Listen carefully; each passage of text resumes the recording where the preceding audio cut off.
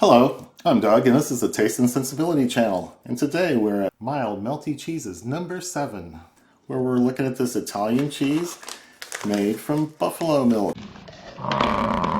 It's called Casatica di Bufala. And I had to go to a cheese shop in downtown New Orleans to get this, because it's not going to be in grocery stores. So it's got something of a grayish rind on it. It's a little streaky and mottled and has... So this is the first cheese in this series that has not been made from cow milk. This is made from the milk of water buffaloes, which are these guys over here. Okay, not guys if there's milk. But we're going to dig into this and taste it, pair it, and put a little bit into a simple mac and cheese recipe. So I'll bring that in after we're done tasting here. And we'll go through all this and find out what these flavors are. First, let me get you to like this video, leave comments and questions below, share it with friends, and subscribe to the channel and click that bell if you want to get notified when the new videos come out. And I was made aware of this cheese by Liz Thorpe in her wonderful book, The Book of Cheese. So in her Havarti Gateway chapter, she has an entry here called Casatica di Bufala, and this is the very same place. It looks like a mold ripened, she says, it looks like a mold ripened, one of those bloomy rind cheeses or something with a rind on it, but I don't think it's edible. Doesn't say here. But her tasting notes: aroma fermenting, milk fruity, texture moist pillow. Yeah, it is. It's moist. Flavor bitter greens, which I didn't get yet. In short, wolf in sheep's clothing. So it's got higher fat, higher protein in the milk than we're used to in cow's milk, so it's going to be richer. I am so thankful to God for putting all these wonderful flavors, aromas, textures, just mouthfeel into our food and drink. And this one's pretty special. I've enjoyed testing it. So I'm going to cut off a little bit of rind here.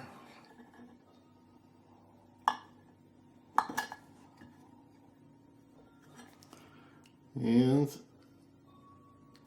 there. So this is very light. You can see a little structure to it. There's some holes. I'll put a picture up of, better close up.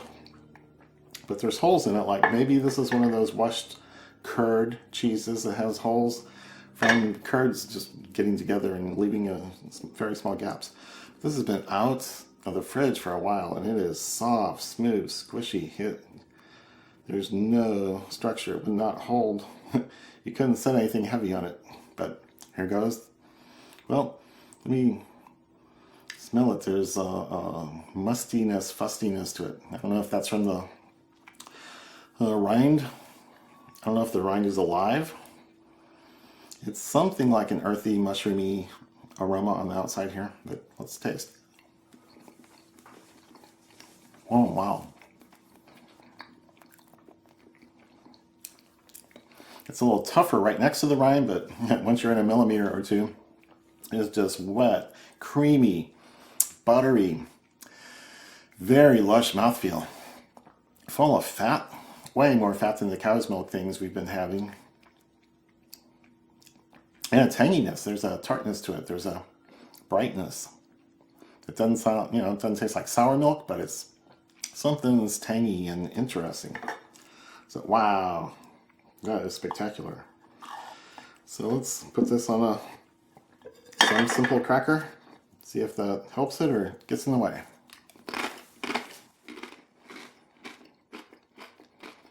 Oh, interesting. I'm not getting bitterness, but there's a musty, fusty, old note. Something's been hanging around a while. In a cave, in a dark place, in a damp place.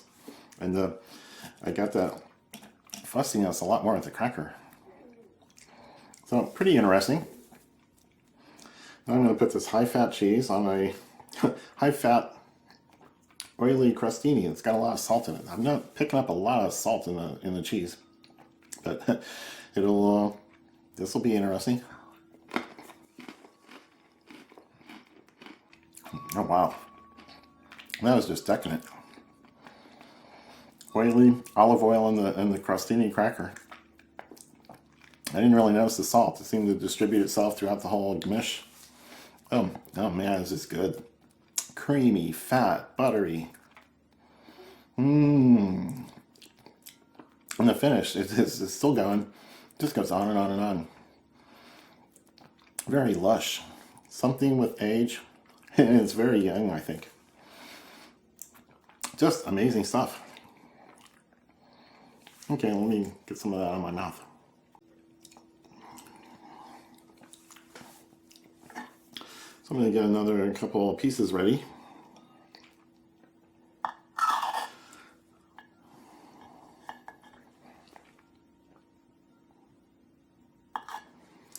So I should have remembered the price, but let's see. $30.95 per pound. I only got half a pound. And they had a pretty good block of it in the store. So let's do one more cracker. I'm going to just do a water cracker. And this very high powered tasty cheese.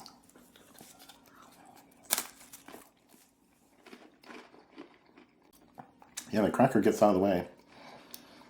Still don't pick up much salt in the cheese with this totally salt-free cracker, or almost salt-free cracker. It's very plain. But the dairy notes are not. The age and creaminess, buttery, and a hint of an earthiness or a mushroomy thing. That goes pretty well. Okay, that was great. I love this stuff. Now I'm going to try this very wet, soft piece here with a piece of fresh nectarine. So this is ripe enough to be fruity and moist, but there's not just juice dripping off of it. So just a piece of cheese and a piece of nectarine. Wow. Okay, that's like peaches and cream with extra stuff. It's so fat and lush and rich and a really fat mouthfeel. And just little hints of the earthiness and butter sticking out and cream over here, and wow, that's pretty good. This piece might not survive the video. Everything I do with it is pretty good.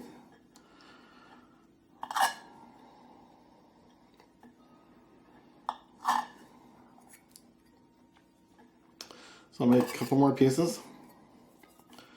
And it's pretty easy to get the rind off. And I'm going to put this on a lower salt Triscuit and just throw in a couple pieces of bacon. I've learned you don't need much bacon to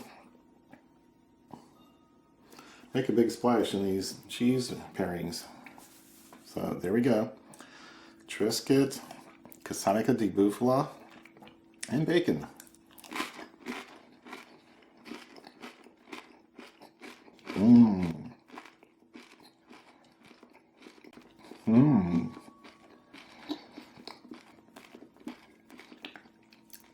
There's some salt, there's some smokiness from the bacon, meatiness, more savory notes. And they get along great with that cheese. And cracker's a good backdrop for it, and a texture contrast. Okay, let me try one more thing. So this multi-grain cracker, piece of the cheese, and a mission fig that's been cut in half. Usually have some concentrated fruity notes. So let's see how this goes.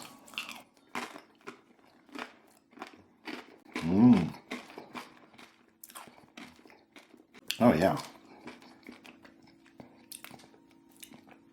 It's a figgy, pruny, raisin, date type thing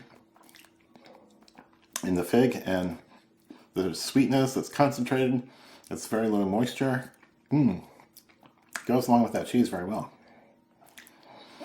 And the texture contrast was low between the fig and the cheese, but the cracker helped make it more interesting overall. So that was great. And then I want to do it with this red wine, so I need to cut another piece, I guess. And I'll explain the wine, which is a Spanish wine made from Grenache grapes, which they call Garnacha. So they grow well in that part of Spain, and they make good wines, and I've been enjoying it. But it's not nearly the body or the full flavor thing that some Cab or even a Merlot or even a Pinot Noir. It is very light on the palate. So it's fruity. Let's do a little cleanse here.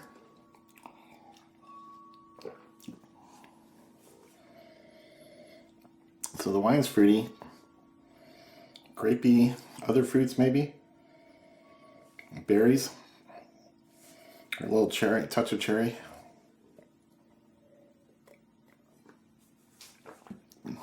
And the palate is very light. A little acidity, not much in the way of tannins, and just light raspberry, strawberry, some vague sort of red berry, some vague sort of fruit. And then with the cheese.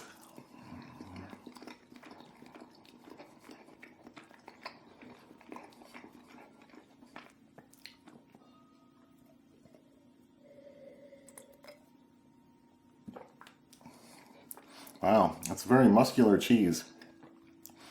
Mildish flavors overall, but the fat mouthfeel of it is so lush, rich, buttery, creamy. And it's a good match on the body. The body and the mouthfeel of the wine goes along well with the body and the mouthfeel of the cheese. It's a full textured cheese, full mouthfeel cheese with milder flavors, and this wine has milder flavors for a red, so that's a pretty good pairing too.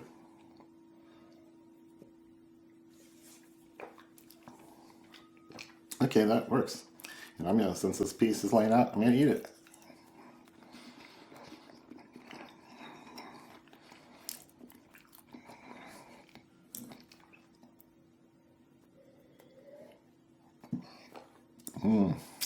Yep, it goes. It's a nice, light red wine. I'm enjoying a lot as I'm studying the wines of Spain. So, oh man, incidentally, I came across and doing a little research on this cheese, mostly for pronunciation purposes, but it's Italian, so it wasn't too hard to figure out. But I came across these YouTubers doing cheese reviews, the Olivia and Joe show, and I'll put a link down below. But they do this cheese, and I think they do some sort of salami with it or something. But they're a hoot, and they're going to collect a different crowd than I do. But they're funny to watch doing this cheese, and maybe tasting it with the wine, and maybe I'll just put a link down below. Just watch. I don't know what else to say about them. They're musicians, let's say, and good editors. Good scripters and good editors. So now I think it's time to go make the mac and cheese, which is going to have some of this in it. And I don't know what else. So let me prepare by getting this thing out of the way. And minutes after this video is over, I'm going to be eating the rest of this thing. That's good. Okay, I'll be back with the mac and cheese. Okay, I'm back with the macaroni and cheese I made with the Casatica di Bufala.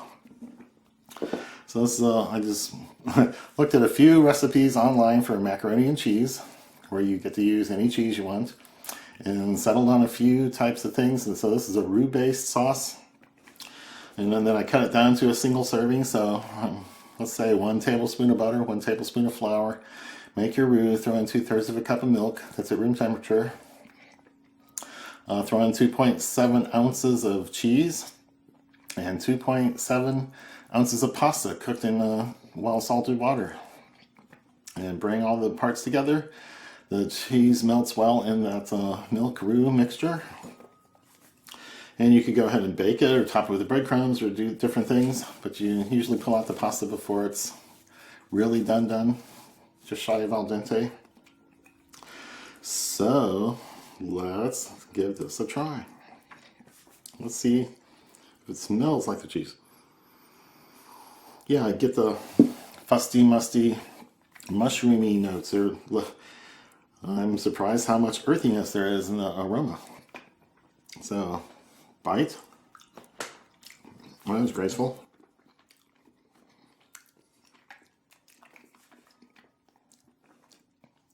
Wow. Super creamy.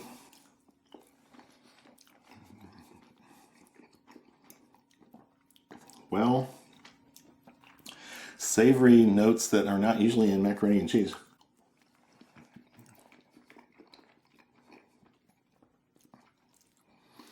If I just tasted this blind, I would suspect there's some odd spice or milk from a different animal besides cow.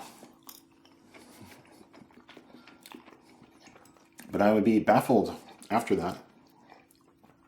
I would be buffaloed after that.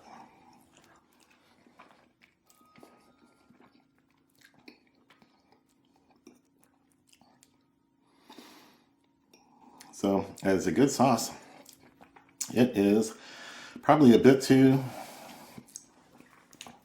No, I'm liking it. I'm just finding different dimensions and different things in it.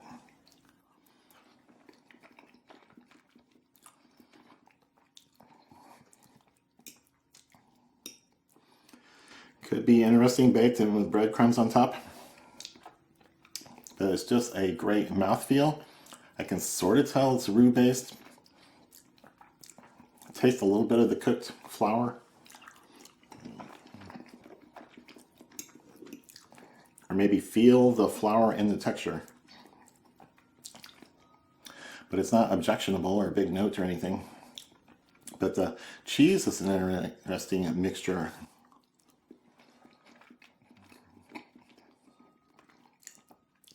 I'm not sure I'm picking up the tanginess I got on the plain cheese. It is tasty, creamy, savory parts that I can't quite put my finger on to describe.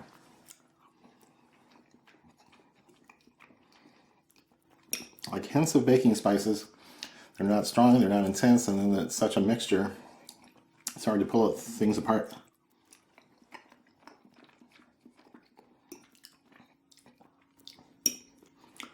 So, I might save this cheese for other adventures and not necessarily mac and cheese. Might be interesting in a grilled cheese. Might be interested on some sort of broiled bread where the cheese gets broiled and browned.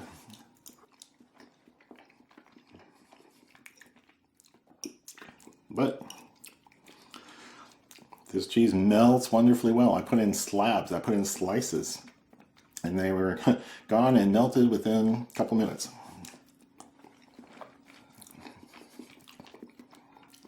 So smooth, creamy. I'm not sure I get buttery notes. I'm not sure it's a whole lot of dairy stuff. But it's transformed into more savory things. So I don't know if I'm tasting browned flour. I didn't brown it much. It wasn't brown.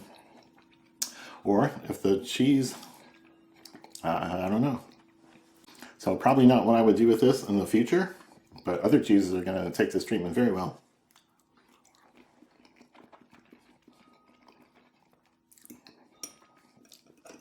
So I guess I won't eat the whole thing in front of you. But again, please give this video a thumbs up, share it with friends, leave comments and questions down below. How much buffalo milk cheese have you had? And have you tried this one? And subscribe to the channel and click that bell to get notified. And we will march on with our series on mild melty cheeses. So come back for more. Cheers.